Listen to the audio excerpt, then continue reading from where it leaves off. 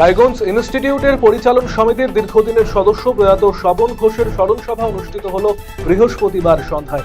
Raiganj institute প্রাঙ্গণে স্মরণ অনুষ্ঠানের আয়োজন করা হয়েছিল। ইনস্টিটিউটের প্রত্যেক সদস্য এবং শহরের বিশিষ্ট মানুষেরা এদিন স্বপন বাবুর প্রতিকৃতিতে শ্রদ্ধা নিবেদন করেন। মাধ্যমিক পরীক্ষা শেষ হতেই উল্লাসে ফেটে পড়ল পরীক্ষার্থীরা। জলপাইগুড়ির ধূপগুড়িতে এদিন দেখা গেল ছাত্রছাত্রীদের উল্লাস। পরীক্ষা শেষে পৌর ফুটবল ময়দানে জমায়েত হয় তারা। রীতিমতো পটকা ফাটিয়ে আবির খেলে পরীক্ষা শেষ হওয়ার খুশি প্রকাশ করে তারা। আনন্দের মুহূর্ত ক্যামেরাবন্দি করে রাখতে সেলফিতেও মাতের সকলে। অভিভাবকেরা উল্লাসে সামিল হন। মোটের ওপর ভালোভাবে শেষ হয়েছে পরীক্ষা। প্রশ্নপত্র ভালো হয়েছে বলে দাবি পরীক্ষার্থীদের। স্ট্যান্ডফোর্ড ইংলিশ মিডিয়াম স্কুলের বার্ষিক উৎসব আয়োজিত হলো।